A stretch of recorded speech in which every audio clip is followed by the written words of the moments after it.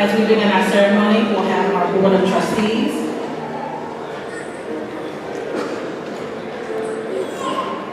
Group procession again.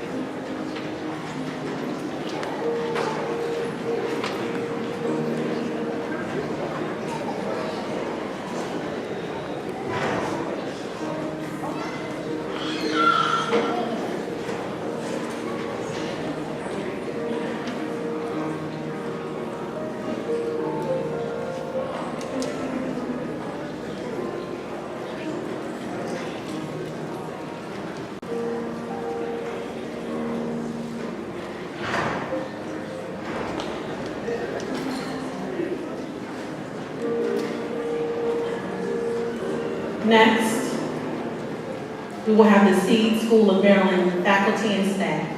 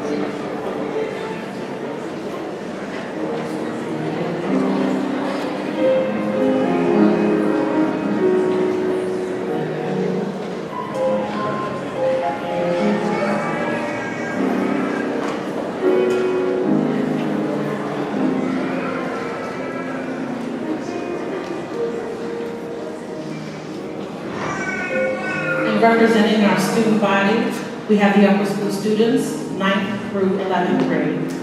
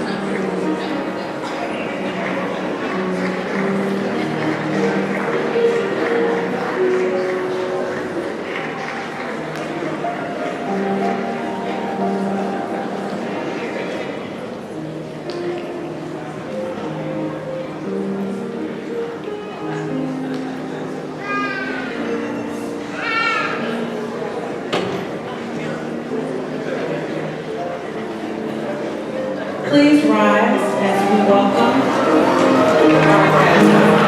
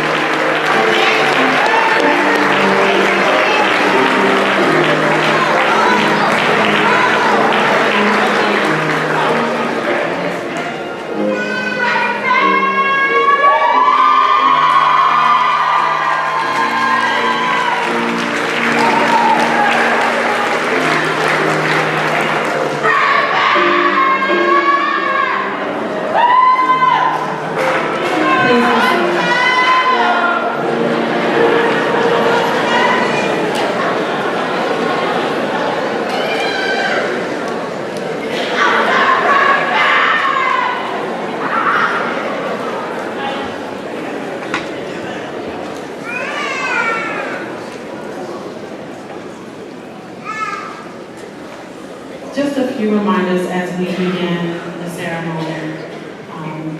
We are all very excited, but I want to make sure there are no noisemakers. And then also that we all silence our cell phones out of respect for the graduates in the ceremony.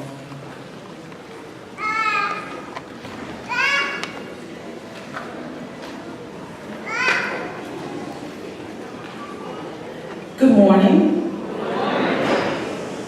Elected officials, honored guests, Foundation, Seed Maryland board members, fellow Seed Maryland staff, friends and family, and last but not least, my class of 2015.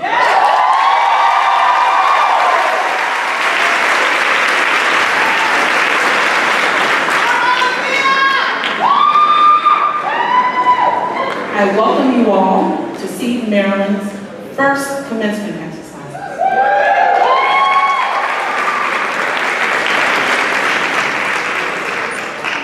Today, we are here to recognize the accomplishments and acknowledge the completion of a 7-year journey for our young people sitting in front of us. Their families made a decision to entrust the Seed School of Maryland. At ages 10 and 11, these young people sitting before us joined us, leaving their homes and transitioning every weekend back. On this journey, they have grown, matured, learned valuable lessons, developed long-lasting friendships, and became and will continue to be valued citizens. We honor you today for your perseverance, all of your hard work, and you all know that I love you dearly. Think of this today in the biblical term, the number 7 means fullness, completion, and perfection. You have finished this part of your life, but it is not over. It is just the beginning. Take with you this experience, the lessons and support that you've gotten from all of us. Congratulations, and I'm proud of you.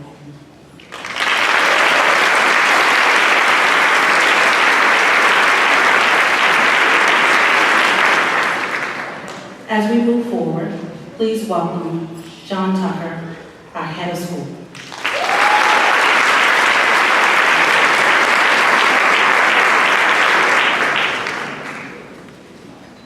Good morning,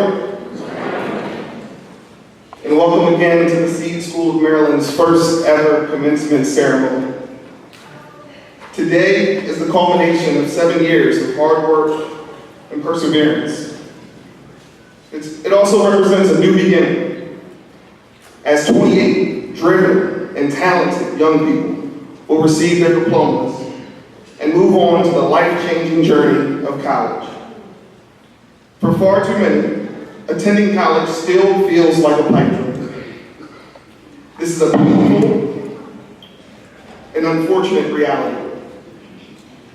But the students in these front rows have proven that with access to a great education and opportunities to succeed, college can be more than a wish, it can be an expectation. In summer 2008, the families of the graduates and the Seed School staff entered into a partnership, each committed to do whatever it took to ensure that today would happen. Seed requires a ton actually, from all of its stakeholders. Our students are asked to grind 120 hours a week through a program that consists of rigorous academic courses, daily character education lessons, and receive a ton of feedback from adults. Our staff, they're asked to go far above and beyond the commitment of working at most of the schools. There are more than teachers, student life counselors, assistants, or deans. They may be asked to do all of those things in one day. And the ask that is probably greatest of all is of our families. We we ask our families to trust us and leave their most valuable, most loved entity with us and sacrifice precious family time each week for 7 years. All of these groups are willing to give so much of their time, effort, and talent because they know the generation-altering value of a college degree. And they believe that Seed provides the best opportunity to do that. I want to take a moment in celebration of our graduates and thank a few groups. First, I'd like to thank the staff of the Seed School of Maryland, our board members, and the Seed Foundation. Could you all stand?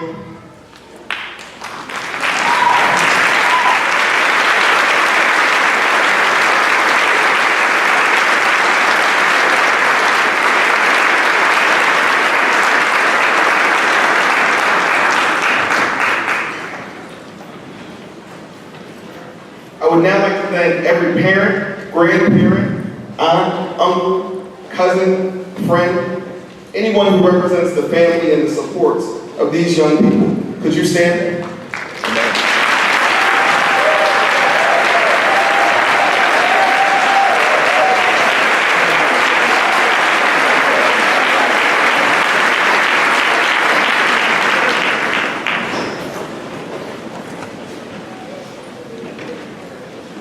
I'd also like to give a special thanks to Dr. Colleen Kirkland, Head of School Emeritus, who's led the school for 4 years and is moving on at the end of the school year.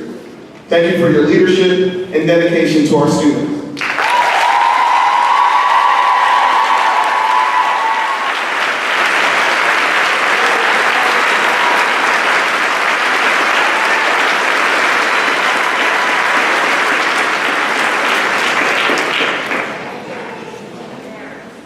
And to the parents, you said that? And to the parents.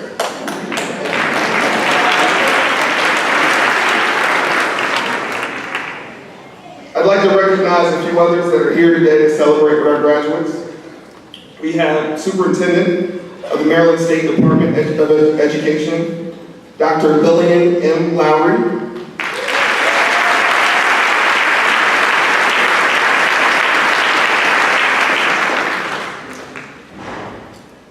We also have State Delegate Keith E. Haynes, who represents the 44th District.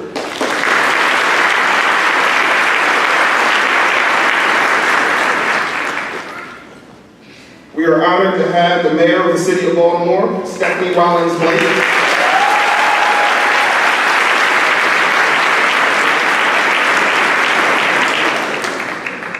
And although I don't see him yet, he is here. We are honored to have our keynote speaker, Congressman Elijah Cummings.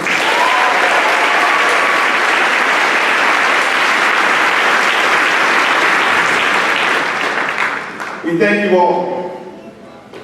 As I close, I'd like to leave a special message for our graduates. And I decided to choose a quote from an artist they may know, T.I. All you can do is handle it. Worst thing you can do is panic. Use it to your advantage, avoid insanity, manage to conquer every obstacle, make impossible possible. Even when winning is illogical, losing is still far from optional. Thank you.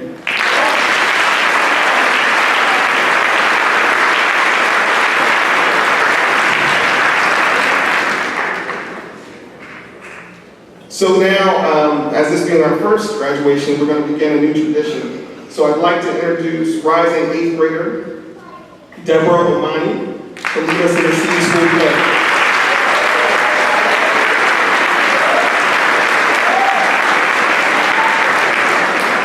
So the pledge can be found on the back of your program. And since this is the first time, I'm going to expect this one to be amazing. So everyone shout it out with Deborah. Could you stand, please?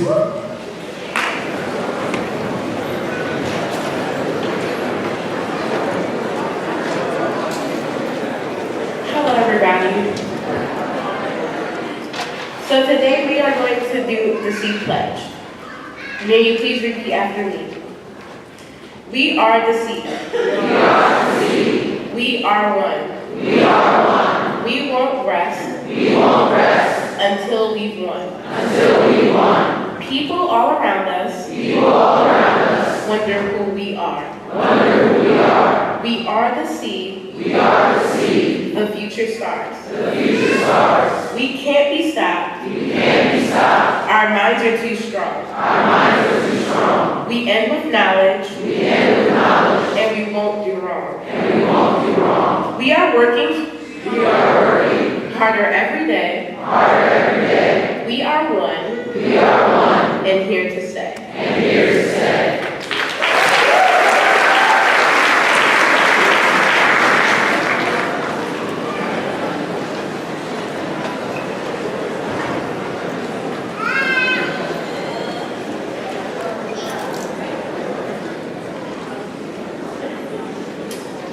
Good morning.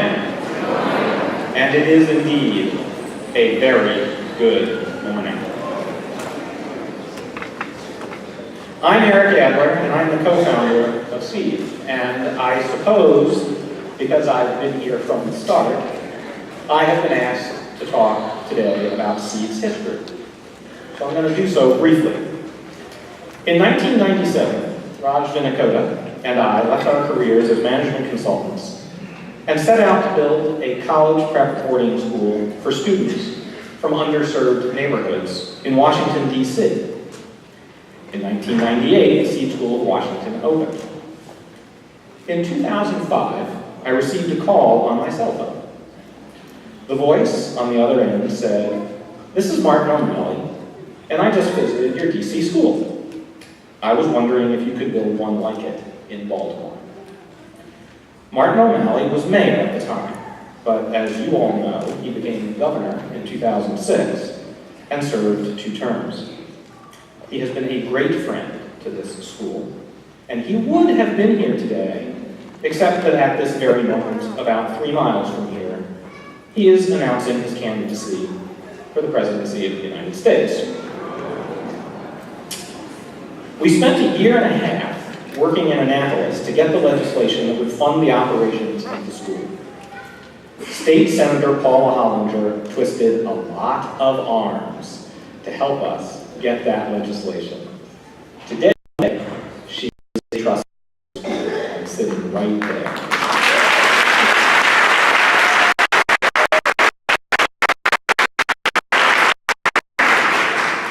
You may be aware that Governor O'Malley and his predecessor, Governor Ehrlich, didn't get along all that well.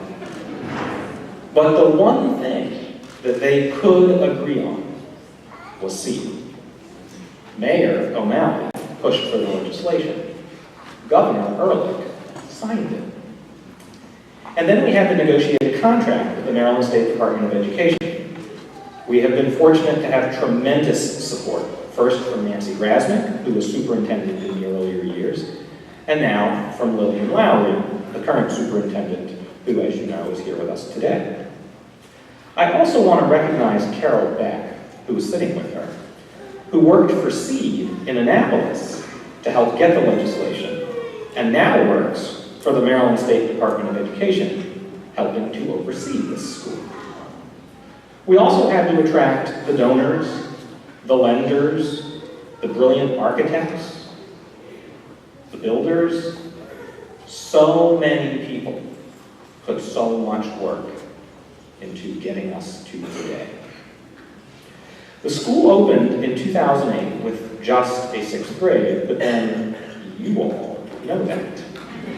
Because those little 6th graders sit before me today, all grown up and ready to go out into the world.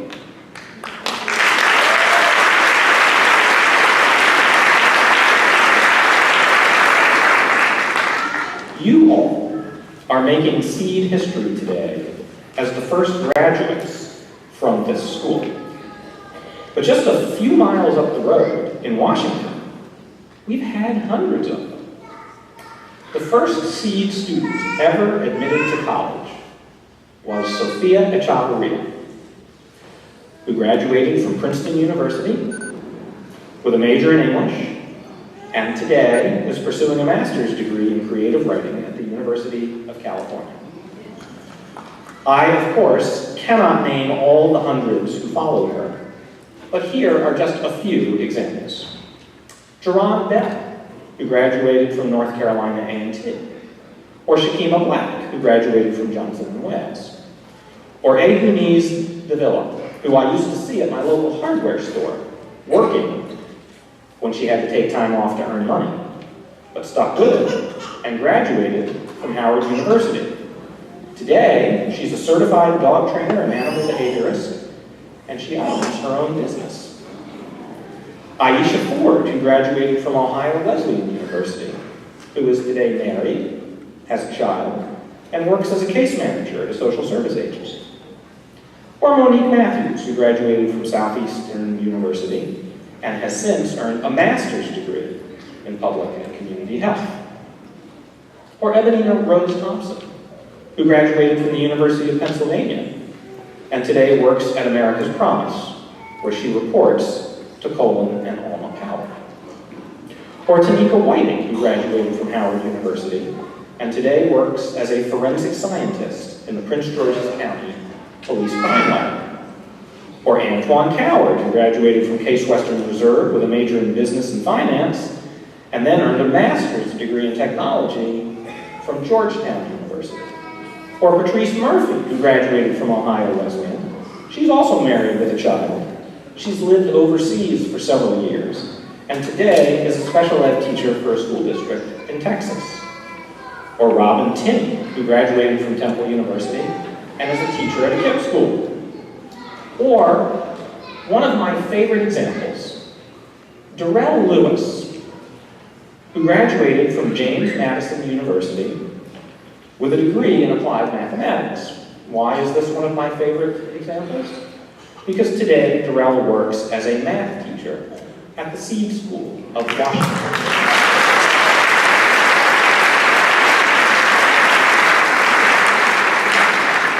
So now you know a little bit about some of the people who have gone ahead of you. These Seed graduates are all making history for themselves and for their families. Now, it's your turn. Because 6 years from now, I'm going to be standing on a stage at the first ever graduation at the Seed School of Miami.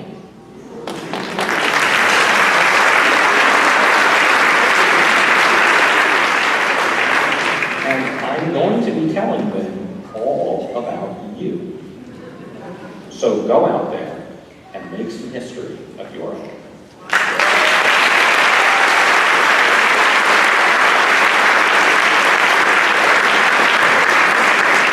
Good morning.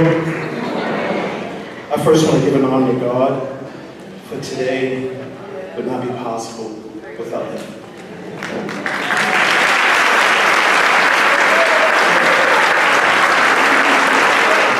Good morning to our honored guests, to our Seed community, and most importantly, our beautiful graduates. My research tells me that very few graduates ever remember what was actually said at their high school graduation ceremony. Taking this research into account, I have decided instead to focus my comments towards the families of our graduates. When I call your child's name, please stand. Sammy Ayadeli, Dexter Kofa, and Isaiah Robinson.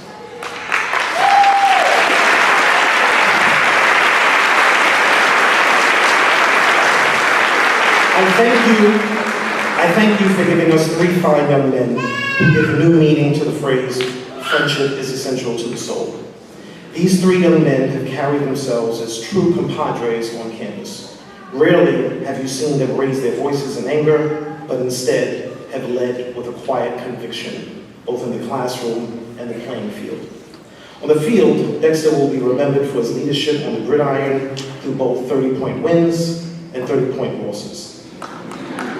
Sammy, aka Junior, will be remembered for his tough defense and cloudy goggles. And Isaiah will be remembered for working on his left while hitting the game-winning shot against our arch rival Gilman. While it may be a long shot, but not impossible, for them to go on to play professionally, they will all go on to graduate from Mount St. Mary, Bowie State, and any college that they choose. Thank you, parents.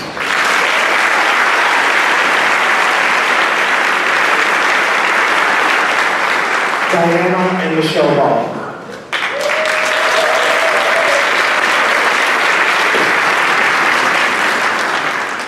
I thank you. I thank you for giving us a pair of sisters whose height alone could make one think they were runway models, but whose work ethic will probably lean more towards engineers or medical doctors. Michelle and Diana will forever be remembered for me for their respective summer internships at Baltimore Law Links and Johns Hopkins SARE program, where they represented our school with distinction. Mom, I will never forget our prayer together, and I am more than confident that God has heard our prayers. I have no doubt that Michelle and Diana will go on to graduate with distinction from Penn State and Dayton. Thank you. Latia Clark, Isaiah Green, and Ryan Warlaw.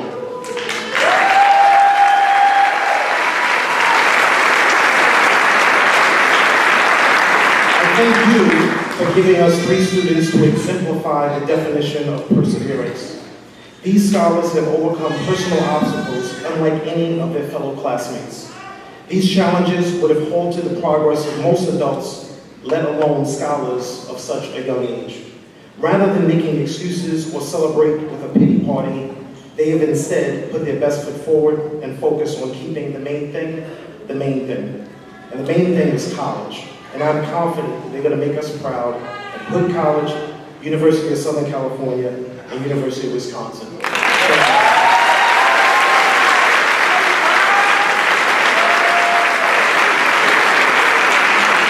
Jordan Dickerson, Jordan Hobson, and Raven Washington. Please stand.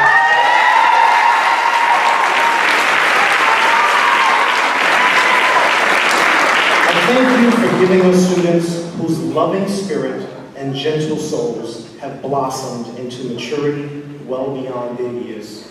They have always carried themselves as young ladies on our campus and have managed to become role models even when no one was looking. UMES and Elizabeth City are not only getting role models, but they are also getting scholars bound for greatness. Thank you, parents.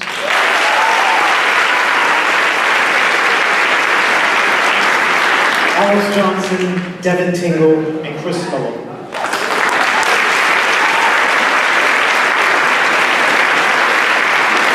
Thank you, parents, for giving us 3 young men who could sleep through a thunderstorm, fire drill, and even a loud cafeteria during breakfast.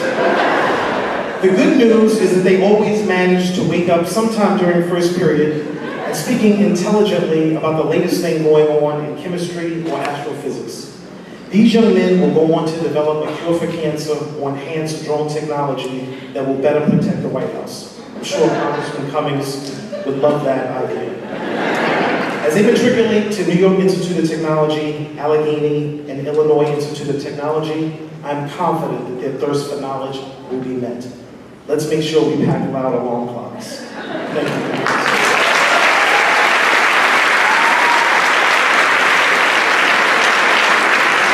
Brianna Melanie, Bermiah Quinn, and Jessica Smith.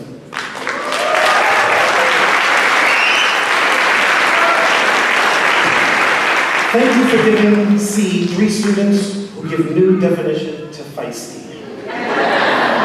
While each of them has a warm and fuzzy side, as well as a willingness to share their last, I would never want to be on their bad side. Their scowls could turn around the biggest and baddest of intentions. This attitude will serve them well when someone else thinks about telling them they cannot achieve. I just hope that Howard Community, University of Maryland, and Mount St. Mary know better than to tell them no. Thank you.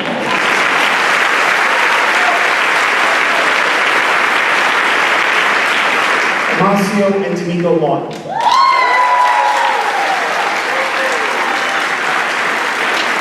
I thank you for giving us a set of twins who will always be remembered as gifted musicians and, more importantly, true gentlemen. Amasio will be remembered as Seed's homegrown Ziggy Marley, as he played the guitar, and D'Amico for somehow being able to pop out his shoulder while playing the saxophone. Allegheny and UVA should be proud to receive such musicians and gentlemen who will surely go on to achieve academic greatness. Thank you.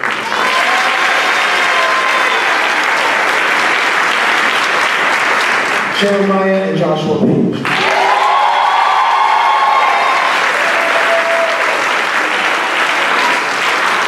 Parents, you also gave us a set of twins whose smile could light up a room. They were seed heartthrobs who could very well have been cover models. Instead, they were serious about their studies and maintained high standards of excellence both in the classroom and the hard court. While they had quite a few colleges to choose from, I'm sure you will be happy with their choice of Mount St. Mary. Just be sure to keep the ladies at bay, as the smiles can be as deadly if they're not careful. Thank you.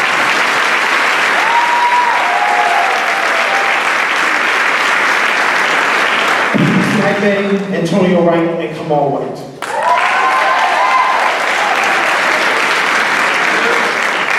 I thank you, parents, for giving us children whose smiles and dance moves could light up a room.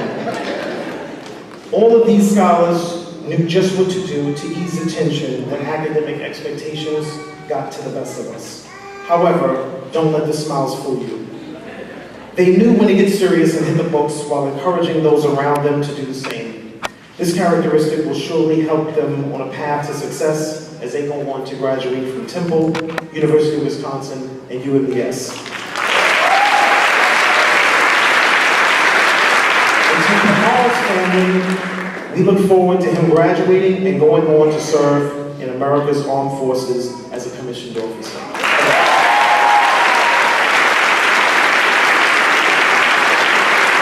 Captain Cisse and Maya Fulton.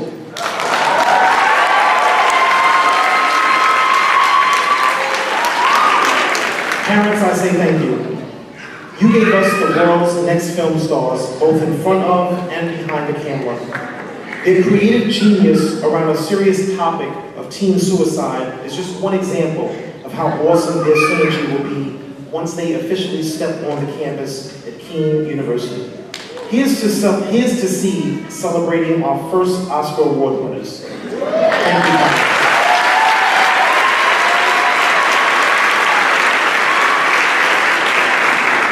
And finally, Stephanie Kiaka and Faith Watkins.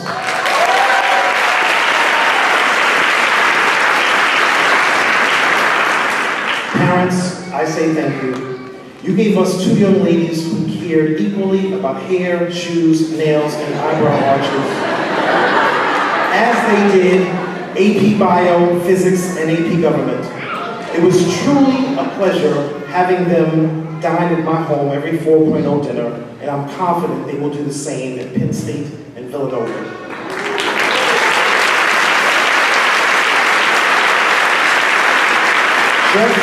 Just make sure they get jobs as soon as they reach campus to support their luxurious lifestyles. Finally, to all the parents, I thank you for three things. Your trust, your patience, and most importantly, for loaning us your most prized possessions.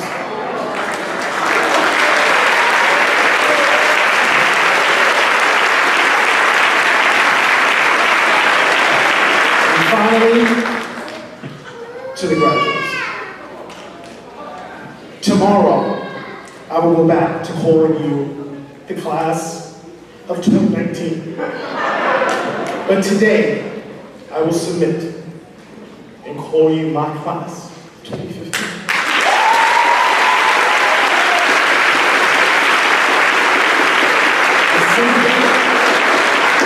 I simply leave you with these three words. I love you. God bless.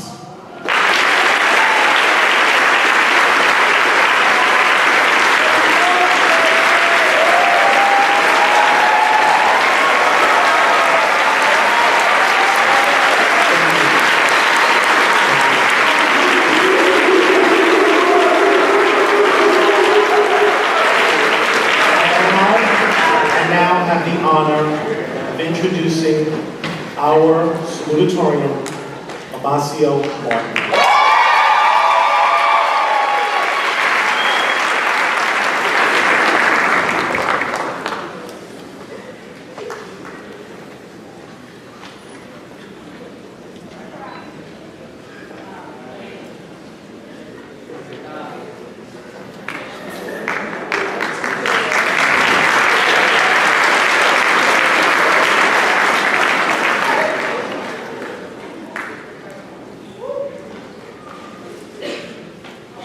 Good morning. First off, I would like to say that being at Seed was something that I would never expect to have been my reality. Attending a boarding school, taking college classes, getting accepted to a great college. Though all these great things happened, it wasn't always fun and games. Seed has fair share of problems. But aside from that, I have to say that Seed was a time for first. Notable experiences, unforgettable memories, and unbreakable bonds. Like most of the class in 2015, I came to the school with a feeling of uneasiness, ignorance, and fear. Fear of what challenges lie ahead, ignorant of the experiences I would encounter, and uneasy of how I would handle these new experiences. But through all the years that passed, companions lost, and challenges faced, I stayed strong and persevered until the very end. Like everybody who walks across this stage today, I worked hard to make it to where I am today. And honestly, without all of you to keep me strong through these hard times, I may not be standing before you today. It has been a blessing to be a part of your lives for the past 7 years. Lastly, I want to say that I'm thankful for my mom, my grandparents, and everybody who supported me on this journey. I can say that the time I spent at Seed will leave an everlasting impression on me and be an unforgettable experience. Thank you.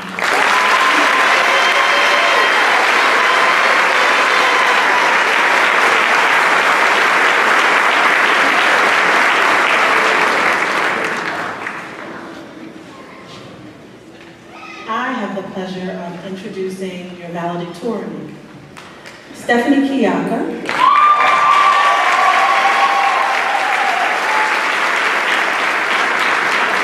This young lady has persevered academically for probably 7 years. She's a student that would study late at night. We would always say to her, 6th, 7th grade, go to bed. But she continued to do what she needed to do. Stephanie?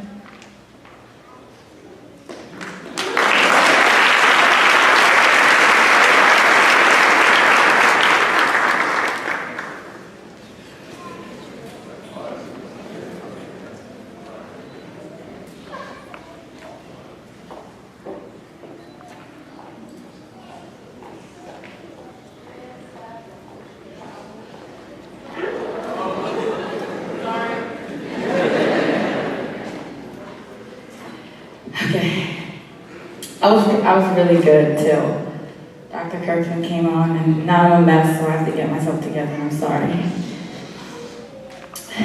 Before I begin, I'd like to stress how honored I am to be given this speech. I'm grateful for the opportunity to speak on behalf of a group of people whose relationships transcend the bounds of friendship for me. They will be the first to attest to how meticulously planned I am when it comes to these type of things.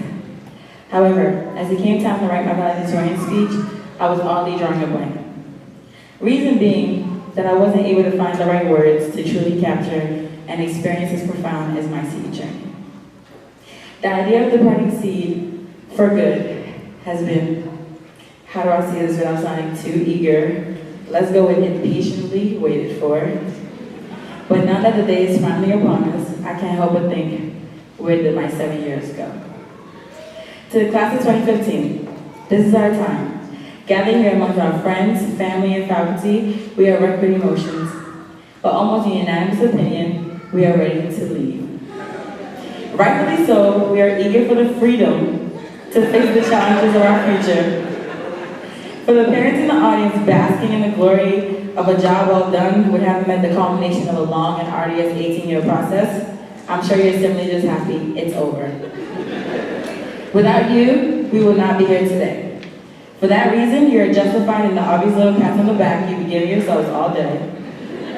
as well as in the less than attractive throwback pictures I'm sure you put up on Facebook later this afternoon with embarrassing captions that all your students would beg for you to take down, but you refuse. Prideful.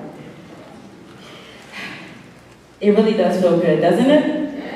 Yes, it does. As these years we are now to leave, soon enough we will look back and appreciate these years for what they were. As Seed holds some of our best childhood memories. We are and forever will be an integral part of this place, as the men and women we are today is indebted to this institution. Seed's greatness, however, doesn't lie with what Seed did do for us, but what Seed did not do. Seed never made us feel inadequate. Seed never discouraged us from daring to dream. Never treated us like we were just average, and never dissuaded us from thinking that we cannot be better tomorrow than we are today. We were never told that we should settle for good enough, or that our thoughts were unwanted, or that our opinions, and boy did we have a lot of opinions, especially about the food, were irrelevant.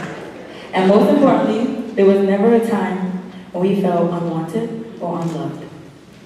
Seed delayed the harsher realities of existence, but real life is here. We were without debate blessed and heavily sheltered, and in the coming months, as we delve deeper into the unpredictable world of college, we will find ourselves kind of lost and wanting that familiarness back. We will be continuously reminded of the stark differences in our upbringing, as many of us, more than ever, will notice that we do not look like many of the other students.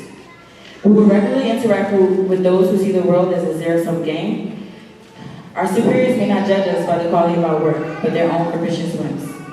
Those around us will lie, cheat, and steal, and we will just have to accept it, as this is reality. Today we say goodbye to the world of lockers without locks, to the world of having the confidence to leave a laptop in a hallway, certain that it will be there when we return. Well, as long as Ms. Reinhardt didn't get to it first. That definitely violates the AOP policy. Right here, right now, we are amateurs while many are seasoned pros at the School of Hard Knock Life. But we are Seed. We can be great and we will be great. Because what we do have is grit. Many of our most noteworthy role models can be found right here within our own school, within our own student body. So when the going gets tough, as it will, we should all remember Maya Fulton. Your courage and willingness to use your life lessons and insecurities to influence others through your filmmaking is applaudable. Dexter Kofor. You exude greatness as equally as you exude humility, and that balance is rare in people as talented as you. You make us proud. Devin Tingle. If there's anyone who can save us from the inevitable zombie apocalypse, it is you. So Devin, please, just keep being you. Diana Bob. Your overall cleanliness and organization makes us all feel unworthy in comparison, but your sincerity is second to none. Jeremiah Page. Your annoyingly positive energy and stand-up gentleman character is unmatchable. We love you. And Kamal White. You truly exemplify RuPaul's teachings of if you can't love yourself, how in the heck are you gonna love anybody else? And boy, do you love the ladies. You are a people's man, and you are always ready to burst out rather inappropriately in an off-key tune to brighten up our day. Actually, Kamal, I was thinking you would make an excellent Seed chorus teacher, but then again, you are a little irritating, cranky, and extra, and we already have Mr. Stewart.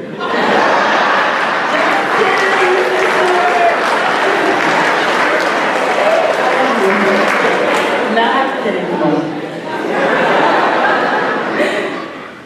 Finally, although I can talk about each and every single one of you guys all day, we have to draw the line somewhere.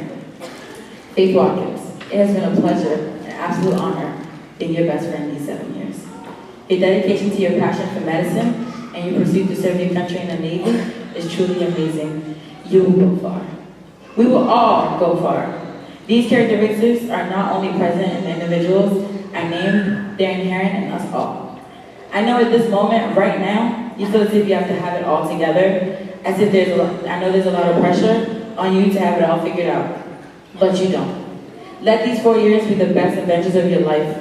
It is the time to make mistakes, to fall in love, to fall out of love, take long train rides to faraway cities with people who you know, or maybe people who you don't know. I mean, heck, explore your campus, explore your passions, Minor in philosophy, even though you're a chemical engineer major, because you simply enjoy the classes. Because the more mistakes you make and the more times you're willing to go outside of your comfort zone, the closer you truly become to figuring out the man and the woman that you're meant to be. Do not let the fear of failure rob you of these experiences. Because 4 years from now, when you will be asked the hard questions, like who do you want to be? What career path do you want to go to? You won't have to guess or give the answers that you're giving now. You would know, because your college experiences have shown you who you really want to be. We are all seed, we can be great, and we will all be great. Congratulations, Seed's first graduating class. We made it, fam!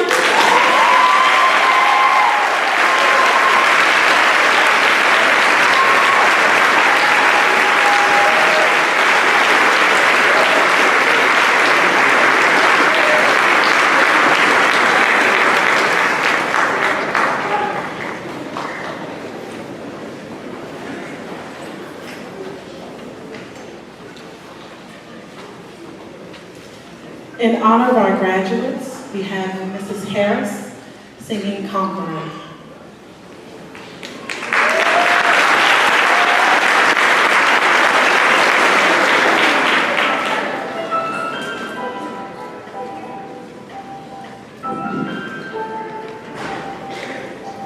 I just want to congratulate the graduates personally, and I just want to say that as you transition into adulthood and people attempt to close doors in your faces and use the word can't in the same sentence as your very name, you'll have to remember this day, because today you are overcomers and you're conquerors. God has a master plan for your life, and it's up to you to achieve that plan. So, this is for you. Life is like a big merry-go-round. You're up and then down, going in circles, trying to get to where you are. Everybody's been counting you out, but where are they now? Sitting in the same old place, just faces in the crowd. But we all make mistakes. You might fall on your face, but you gotta get up. I'd rather stand tall than live on my knees, 'cause I'm a conqueror.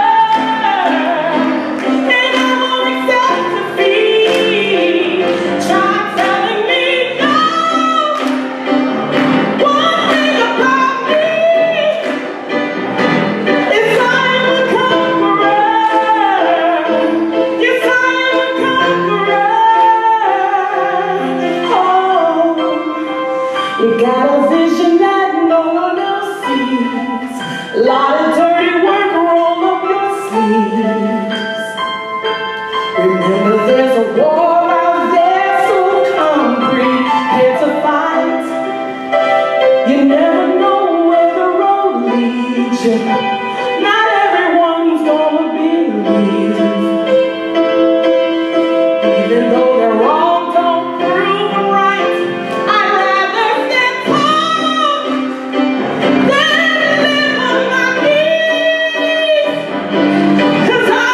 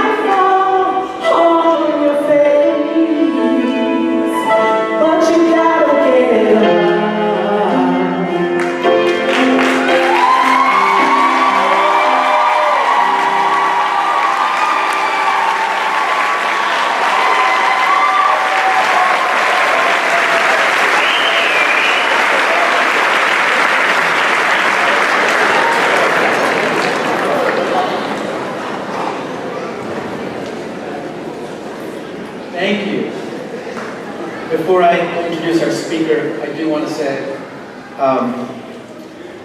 Stephanie, that may have been the best valedictorian address I've ever heard.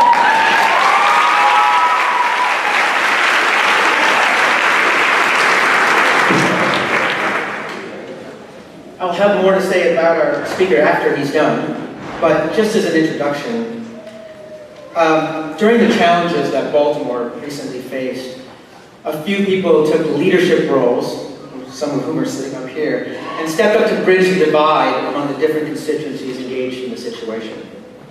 One of those leaders was Congressman Elijah Cummings, providing a model for leadership for our own students, our graduates, to emulate. Congressman Cummings has been a trustee of the Seed School of Maryland since its founding, and we are proud that he is our commencement speaker today at the first graduation at the Seed School of Maryland.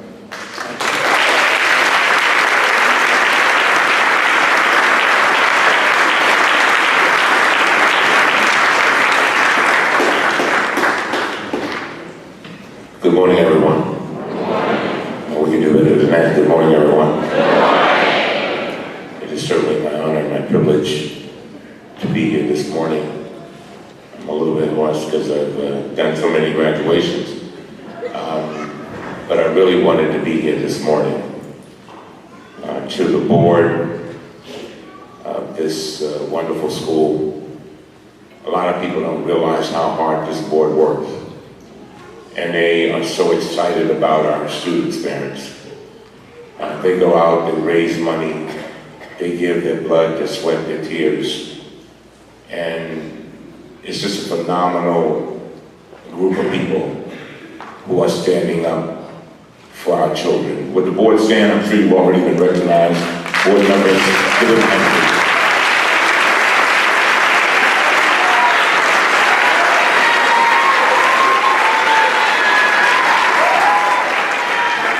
To our mayor, Dr. Lowry, to Dr. Kirkland, to all of the faculty, the administrators, the janitor, the cafeteria workers. Amen. Don't forget the cafeteria workers. My mother was a domestic, so I have much respect for the people who are so often unseen, unnoticed, unappreciated, and unrecognized.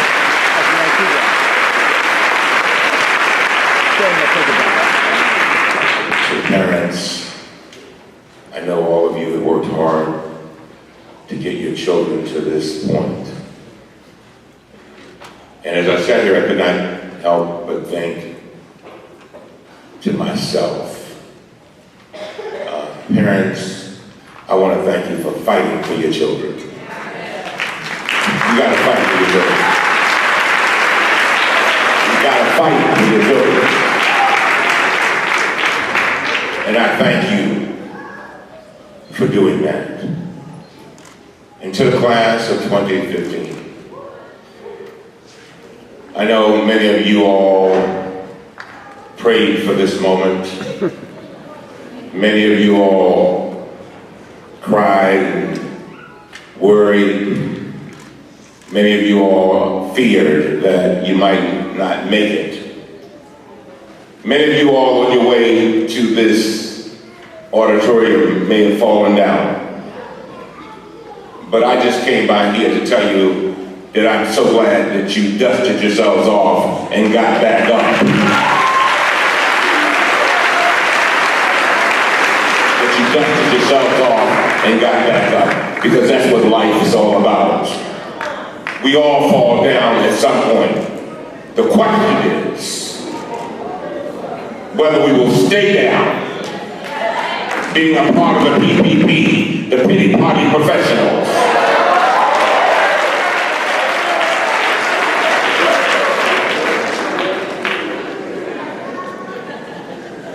I just got three things to say. Number one, I want you to be careful, and parents, I hope y'all don't mind me talking to our children. As a father, I'm gonna tell them what I would tell my own kids. Number one, be careful and watch out for the enemies of your destiny.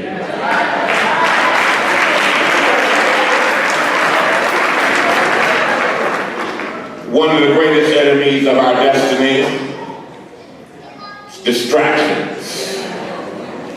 Come on, parents, don't act like y'all don't know what I'm talking about.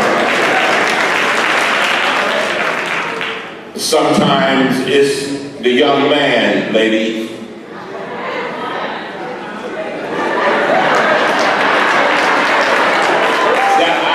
I know all the moves, because I live in the inner city. You know, the ones that are smooth talking. Amen. Good looking. But let me just tell you one thing about relationships. As one who has been around for 64 years, make sure no matter what the relationship is, make sure that you are related to people and you're around people who want you to fulfill your dreams and are willing to help you fulfill them. Don't be hanging with people. Don't be hanging with folk who are trying to stand in the way of your destiny. What's the song say? Hit the road, Jack. All right now.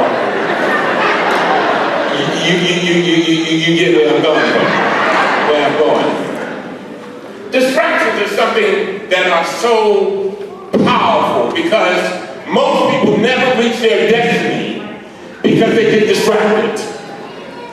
There are parents in this audience right now, if you really had a talk with them, they will tell you that they have certain regrets because at some point they got distracted. Come on now. I'm just going to take it just a little while. And distractions come in all forms.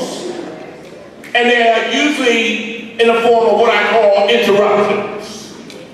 It may be the death of a loved one. It may be the school not getting into school that you thought you were going to get in. It may be all kinds of disappointment, somebody letting you down. And usually when we look at distractions, they look like bad things happening to us. When those things happen, I hope that you will text this, email it, Twitter it. Did I miss something? All that. When bad things happen to you, do not ask the question, why did it happen to me? Ask the question, why did it happen for me? Because those things are brought into your life to make you a better person. I know some of you are sitting there looking confused. Well, let me give you an example, all right? I was dating this young lady, she was fine as she could be. Oh, she was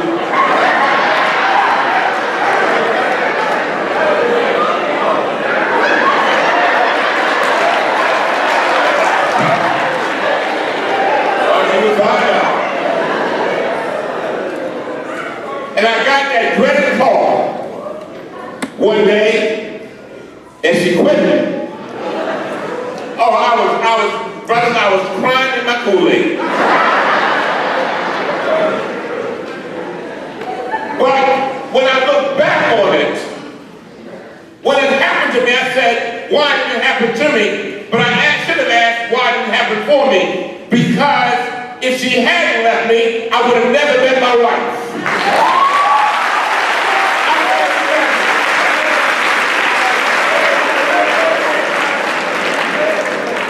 Distractions. I want you to always be aware of haters. You all did not, oh my goodness, you all did not get to this day without having some haters. Some of them, hello, some of them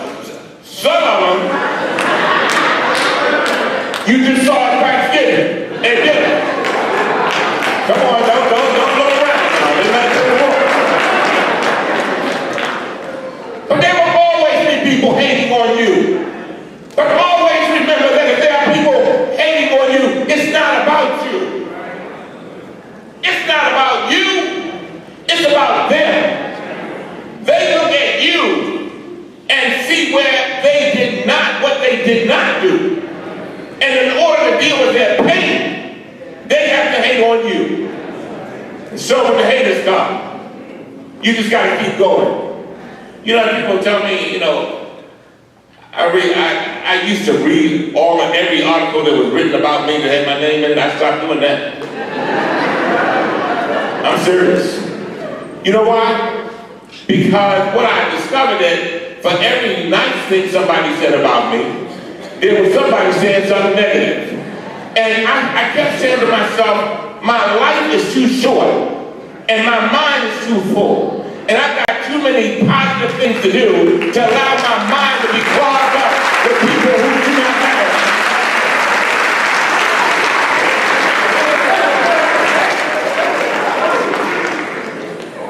Last but not least, I want you to remember these 3 words. Pain, passion, purpose. Pain, passion, purpose. Let me explain that to you. When you look at what you all have been through, many of you all have been through some pain. Am I right? Come on, raise your hand if you've been through some pain. All right, you put it down. Parents, I'm just talking to the students. That's all right. I wish you could see our parents. But one of the things that I have learned about pain is that a lot of times when let me give you an example. Every time I go to a doctor or I deal with any person who's in the medical field, particularly African Americans, I always ask this question. How did you get into this field? What caused you to get into this field? 90% of the time, they say something like this. I watched my mother die of a heart attack. My brother has AIDS. My sister had cancer. My godmother was treated badly at a hospital. And what they're trying to say is that out of their pain came their passion to do their purpose. Out of their pain came their passion to do their purpose. So sometimes we look at our experiences in life and we say to ourselves, why am I going through this? Why? And a lot of times, I tell you, I'll never forget when I first got to Congress in 96. What happened was after I'd been there about maybe 8 or 9 months, they put me on this leadership committee. So I'm sitting in the committee, right? I'm trying to be cool. And I'm looking around the room, and I'm looking at all of these people who I had seen on television. So I'm saying, what do I have to offer? After all, I'm a former special ed kid. What do I have to offer to these folks? I grew up on the wrong side of the track. What do I have to offer? I got relatives that spent time in jail. What do I have to offer? My father only had a 3rd grade education. What do I have to offer? Mama only had a 3rd grade education. What do I have to offer? And so for months I kept my mouth shut because I felt like I did not have anything to offer. But I knew that I had been through some pain. So one day they were talking about special ed, right? And talking about how we were going to fund special ed. And a little voice came up to me and said, Elijah, it's time to speak up. And I acted like I didn't hear the little voice. Hey, Elijah, hey, you didn't hear me, boy. You better get out. And the voice kept saying, and I said, but I don't have anything to offer. Yes, you do. Out of these 33 people, you're the only one who's the expert on special ed. You're the only one in special ed. This is you.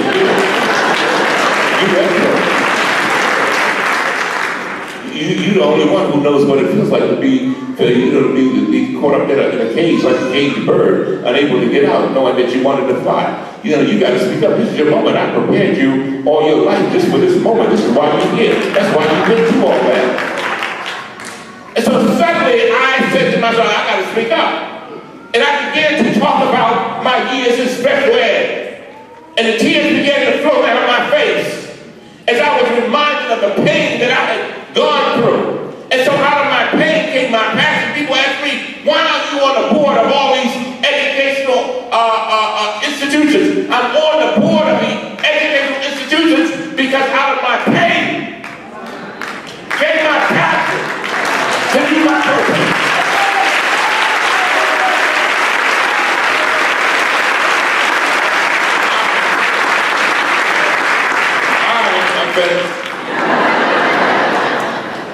My final story, my father, God bless him, my father, former sharecropper, came to Baltimore in early 1940s with my mother. They had just got married, and they came here for one reason, students. They came from Manning because they wanted their children to get an education. My father and mother had been deprived of an education. They had been forced to plow the fields and pick the strawberries down in a small town called Manning, South Carolina. And I'll never forget when I got ready to go to Howard University. My father,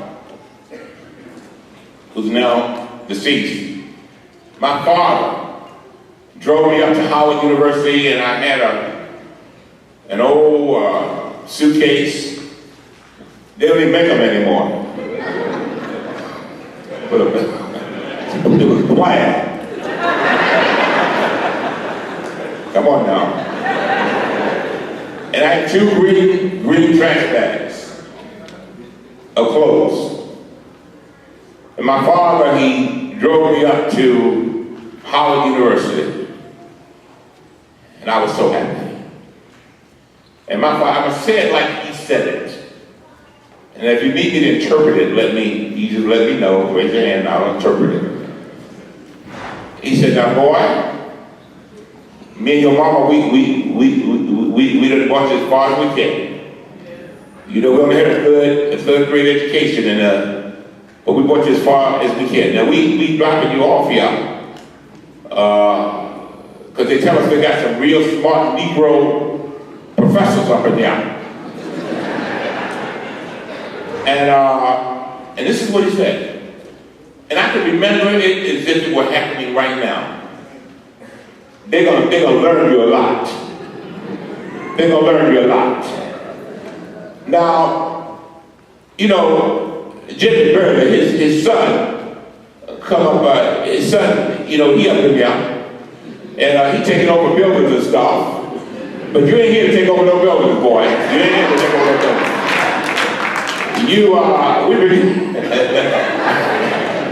We want you up here, and you up here to get an education. You understand that? Now, you know, Shirley at the church, you know, Shirley's daughter came up here and met up with some boy, and then she back home.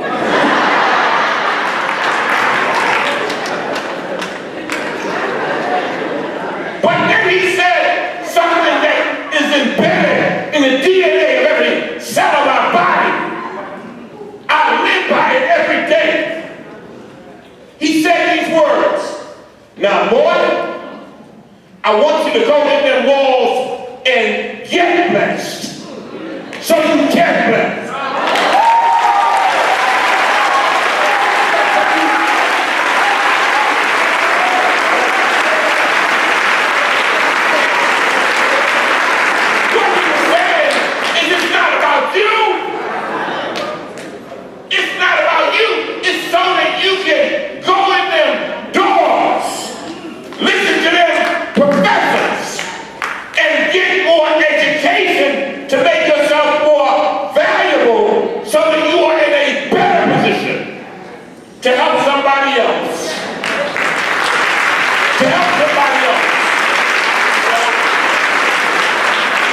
So to class of 2015, I'm so excited about your future. Oh my God, I'm so excited. as I march towards the evening of my life. I'm so glad that you will have a morning. I'm so glad that you will be able to touch a future that I will never see. And I've often said that our children are the living messages. Parents, we set to a future we will never see. And I'm so glad that the Seed School and all the board members and the state officials and the faculty and all of us, adults, are sending you into a future whereby you will be strong and bold, whereby you will be confident and you will have confidence in your own competence, where you will be people who will stand up and be leaders. We got enough followers. You'll be leaders. We are so glad that we are a part, and finally, we just thank God that we are part of your destiny. We just so glad to be a part of your destiny. But as I close, we thank you for being a part of ours.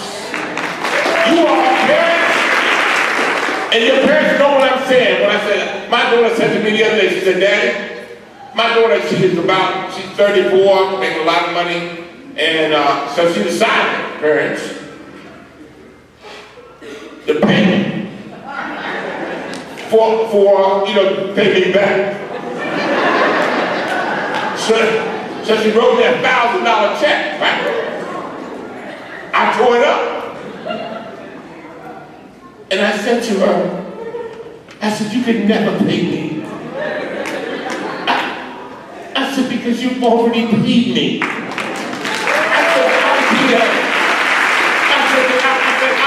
I said, I'm so proud of the woman that you have become. I said, you are a gift that keeps on giving. I am so glad that you are a part of my life. I am so glad that God gave you as a gift to me. And I pray that I've been a gift to you. And so to our children, may God bless you. Be the best you can be.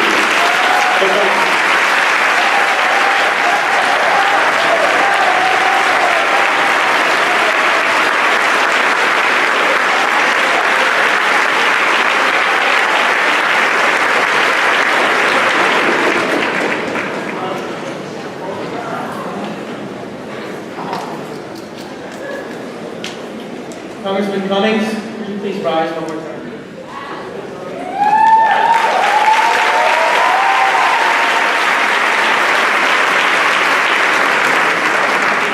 Elijah Cummings, you were born in Baltimore. You attended schools locally and graduated from Howard University with a bachelor's in political science. You were the student government president and graduated Phi Beta Kappa. You then went on to get a law degree from the University of Maryland School of Law. You began your career in public service in the Maryland House of Delegates, where you served for 14 years and became the first African American to be named Speaker Pro Tem. And since 1996, you have proudly represented Maryland's 7th Congressional District in the House of Representatives.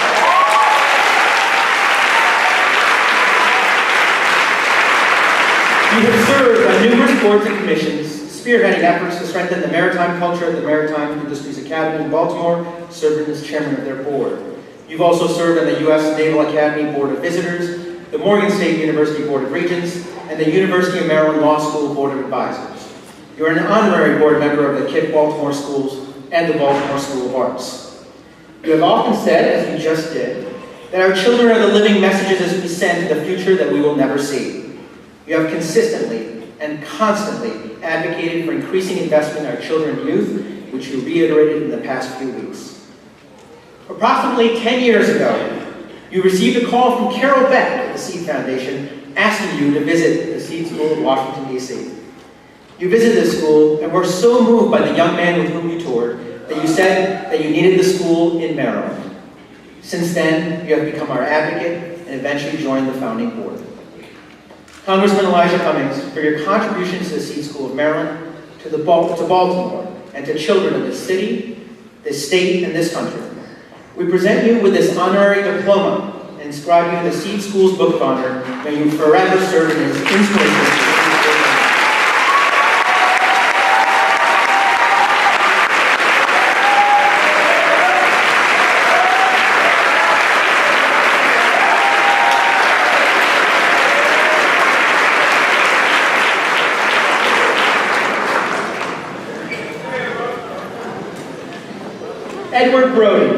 Please rise.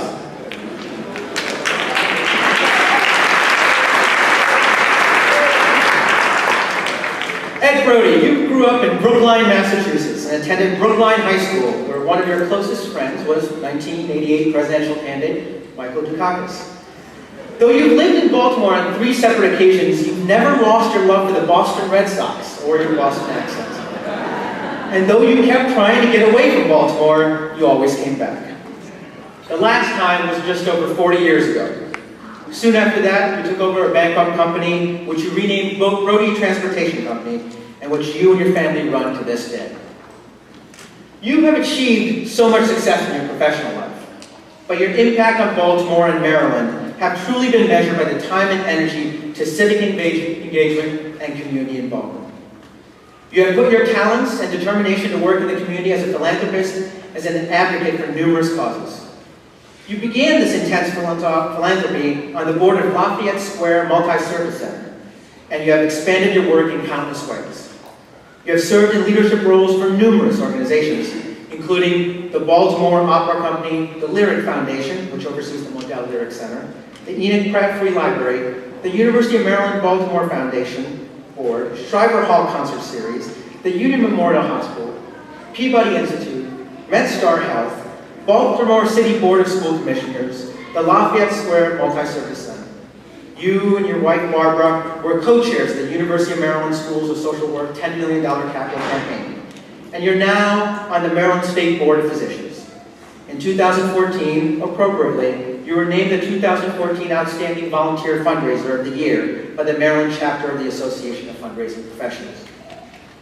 Your connection to the Seed School is existential. 10 years ago, your son and my good friend Ned Brody told you and Barbara about Seed and its interest in opening a school in Baltimore.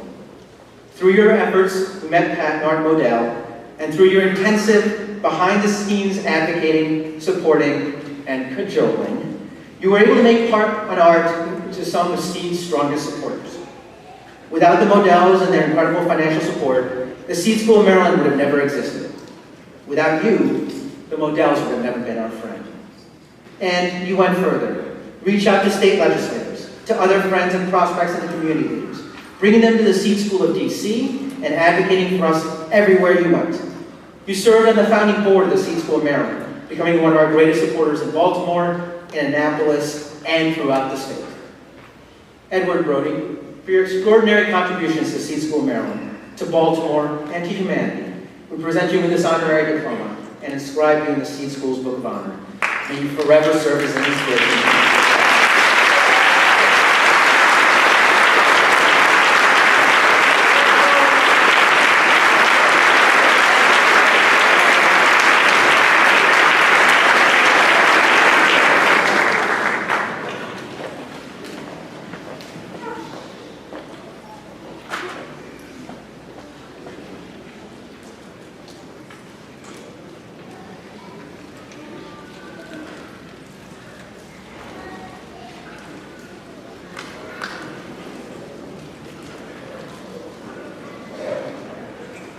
And to present our scholarships to our valedictorian and our salutatorian, we have the Mayor of Baltimore, Stephanie Rollins-Wood.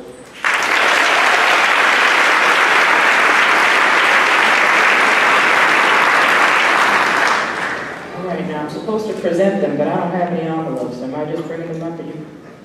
That would be a very sad situation.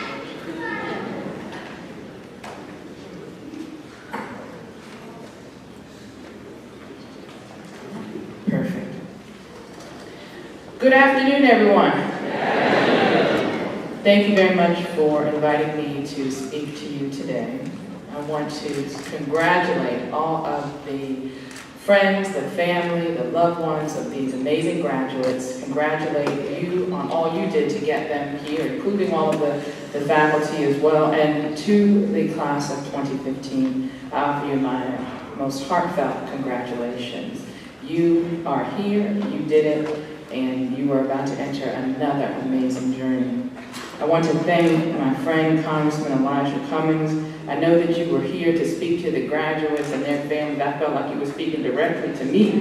Thank you so much for that inspirational message. You are a relentless fighter for the people of Baltimore and Maryland. I'm grateful to call you a friend and mentor and to call you my congressman.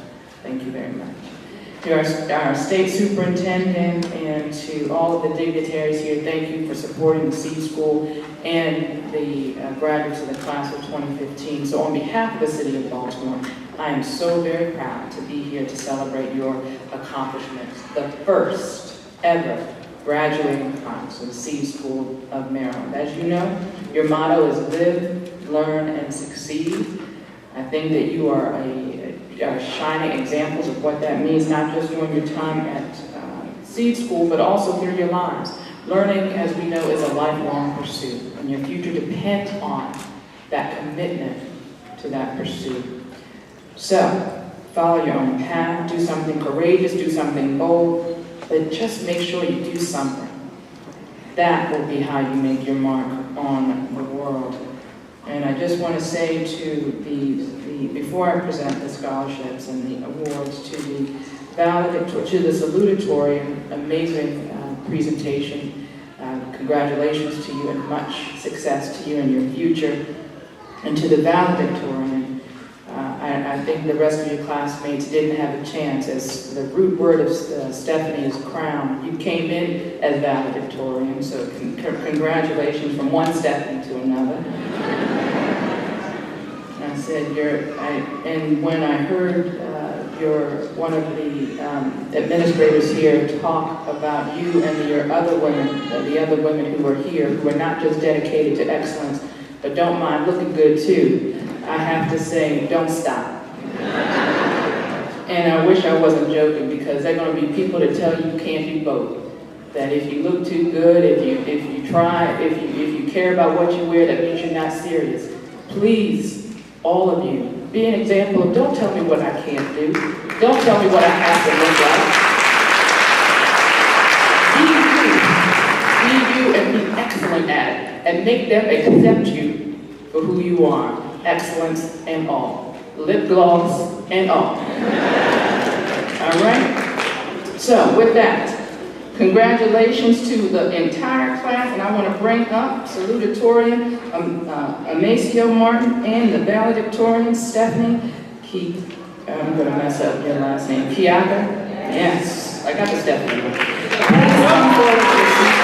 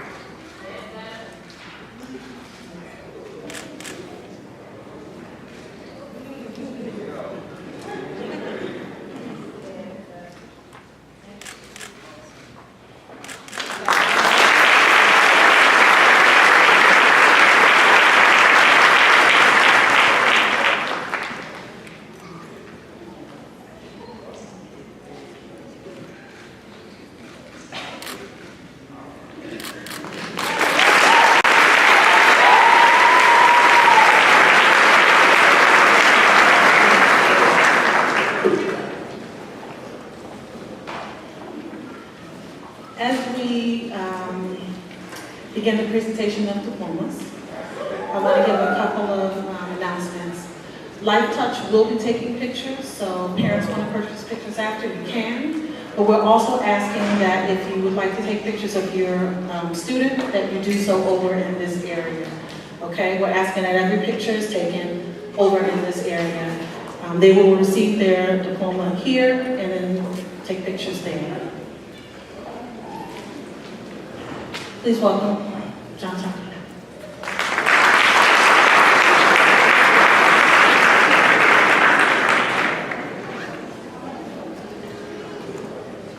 So we're going to have high school Assistant Principal, Ms. Jennifer Myers, to call the names of our graduates. Graduates.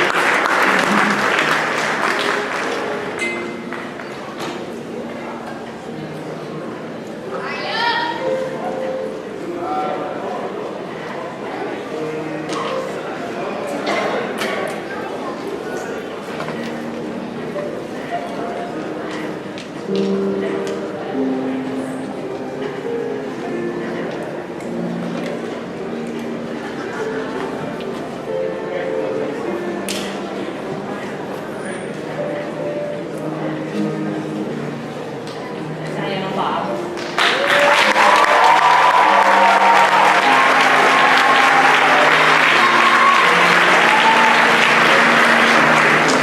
Diana will be attending the University of Dayton.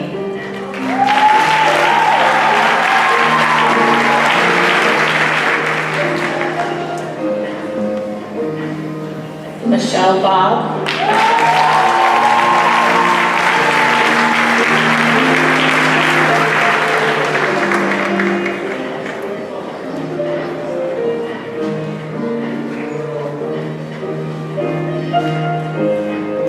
Michelle will be going to Penn State Altoona.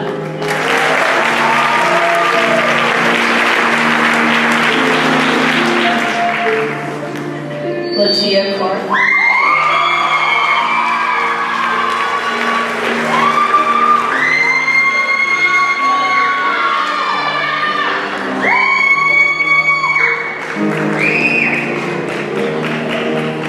Latia will be attending Wood College.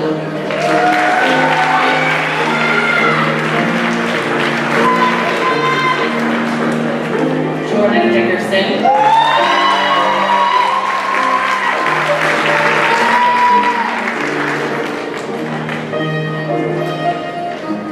Jordan will be going to University of Maryland Eastern Shore.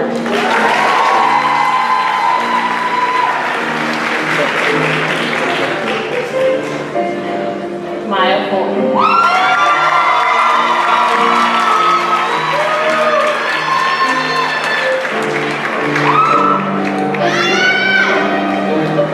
Maya will be attending Keene University.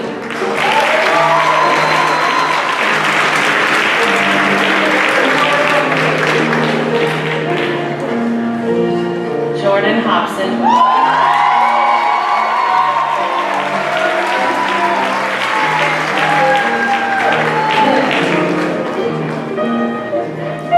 Jordan will be attending University of Maryland Eastern Shore.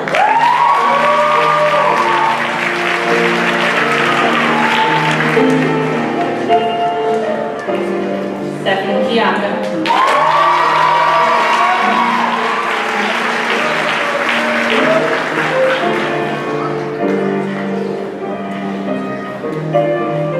Stephanie will be going to Penn State.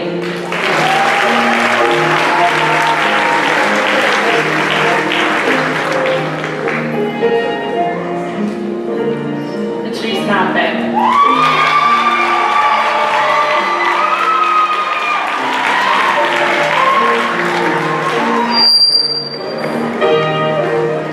Patrice will be going to Temple University.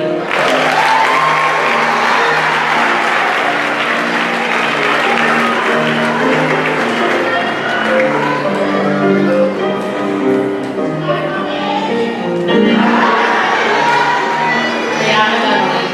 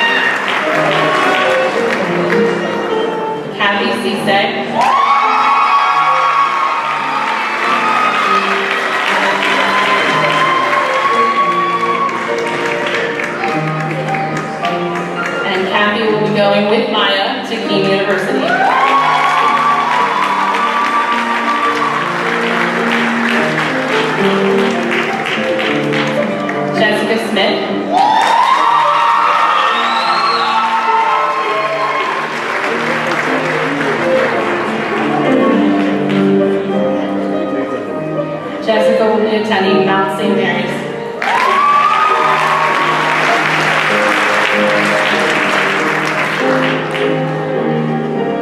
Raven Washington.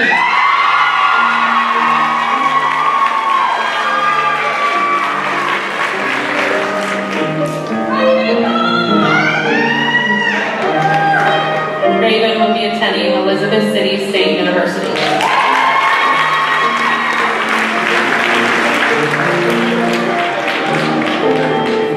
Abe Watkins.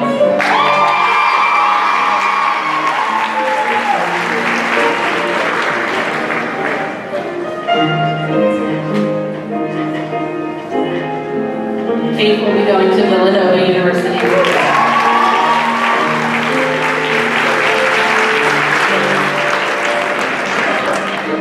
Samuel Idelli.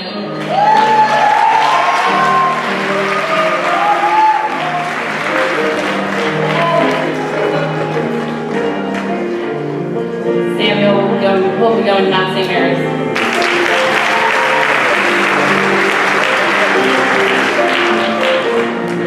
Isaiah Green.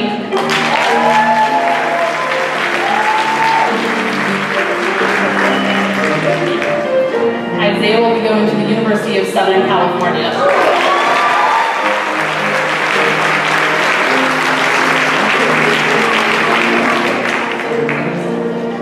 Alex Johnson.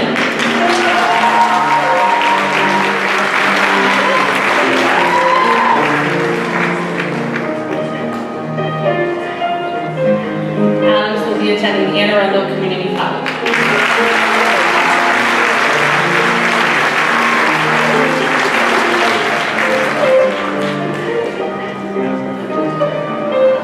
Dexter Kofa.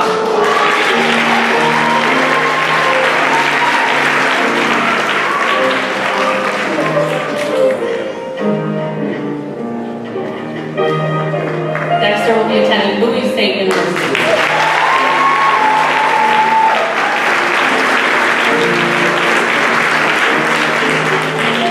Amasia Martin.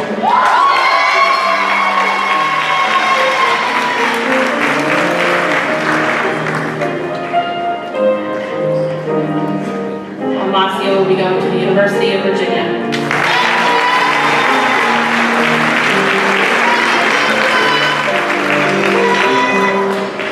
D'Amico Martin.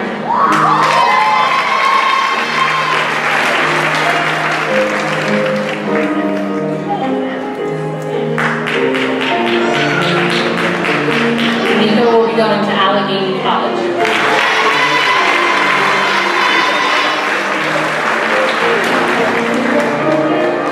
Chris Miller.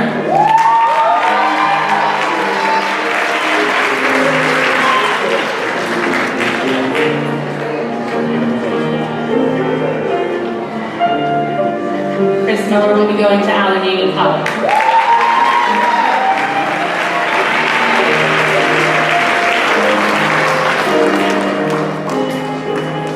Joshua Page.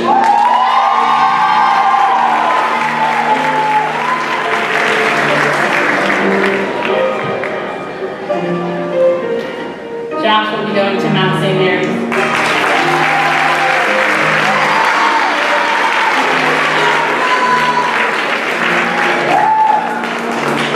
Jeremiah Page.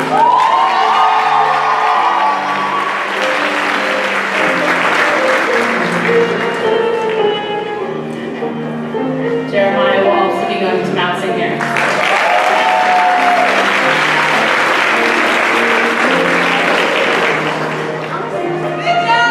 Isaiah Robinson.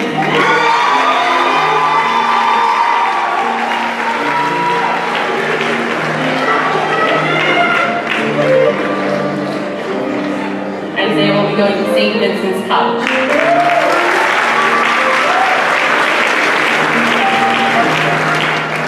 Devin.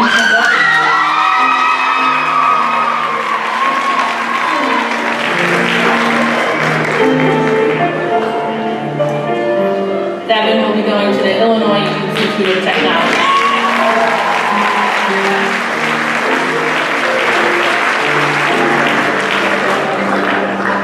Ryan Moore.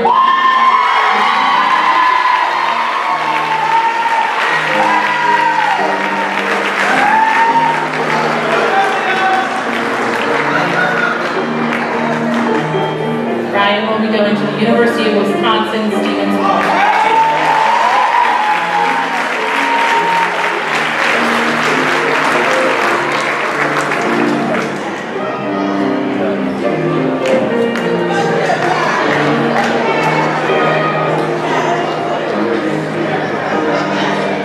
All white.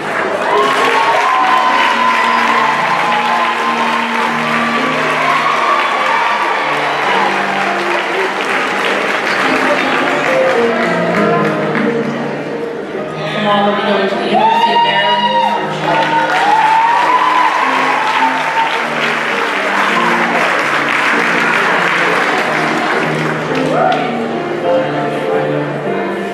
Antonio Wright.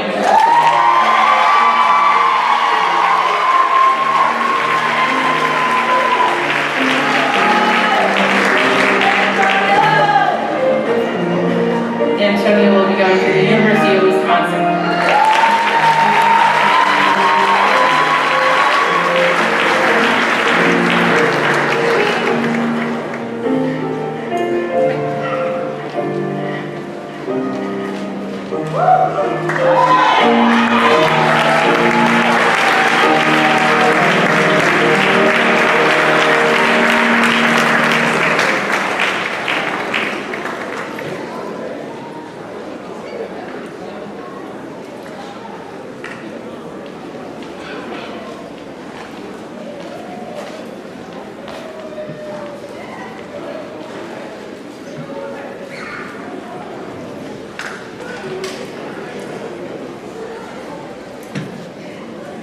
Parents, faculty, students, honored guests, and most important, members of the graduating class of 2015.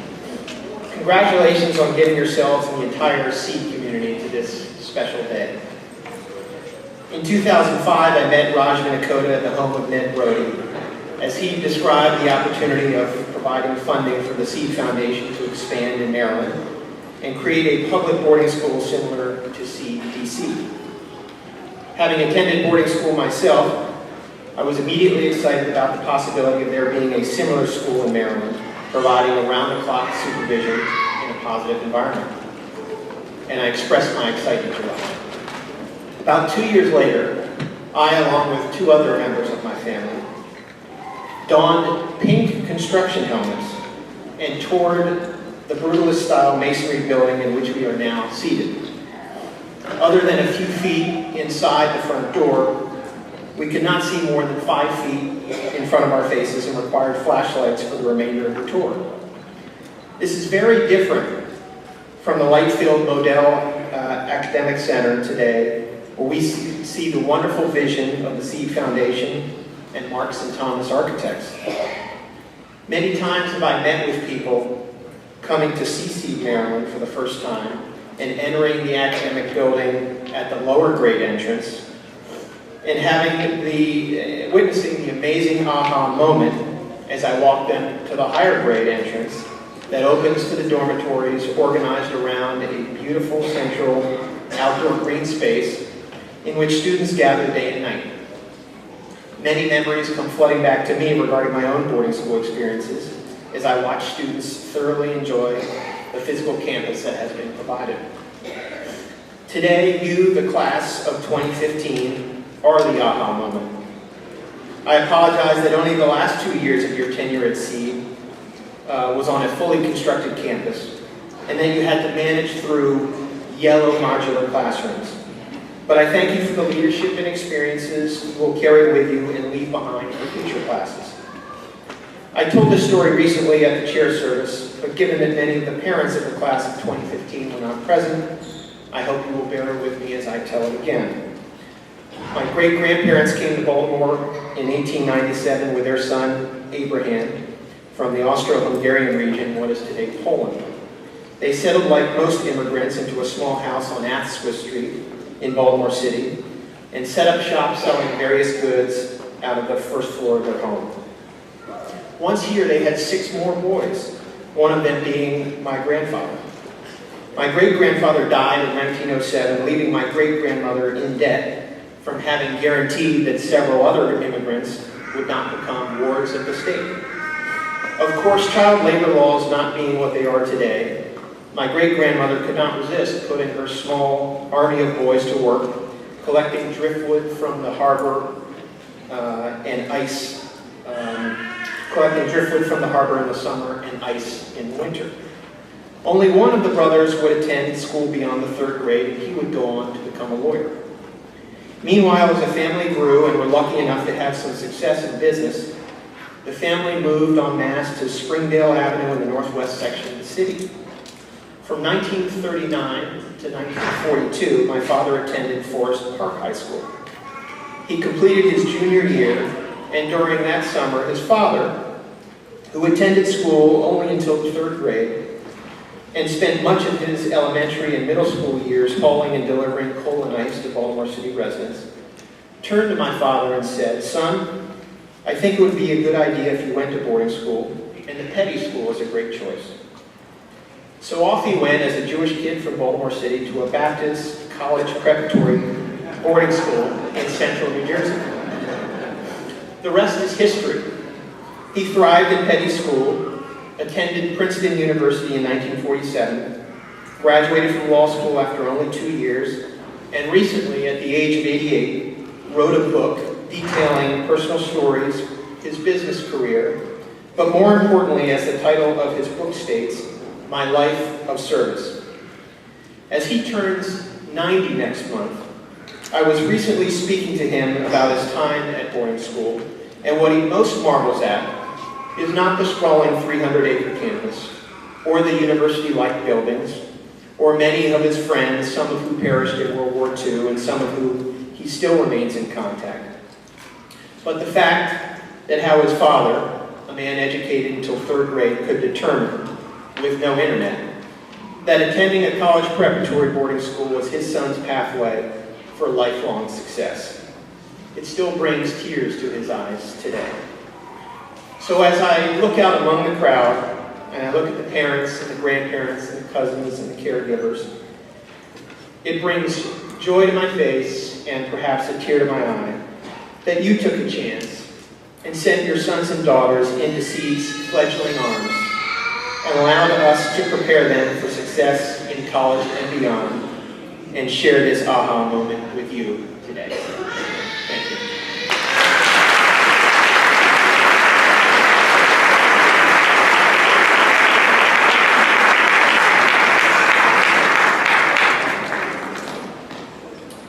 In recognition of the records and achievements of the students of this class, and by virtue of the authority vested in me as the Director of Academics at the Seed School of Maryland, I certify that these students have met the graduation requirements of the Maryland State Department of Education.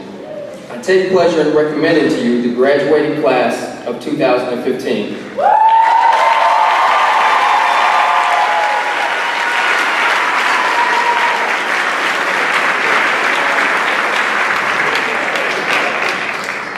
In recognition of the certification of these graduates, the recommendation of the Director of Academics, and by virtue of the authority vested in me by the Seed School of Maryland Board of Trustees as head of school, I take pleasure in accepting the graduating class of 2015 for conferring of the high school diploma.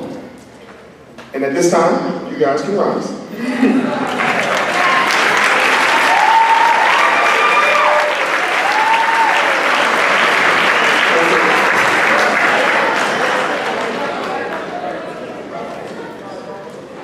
You can move your tassel from right there.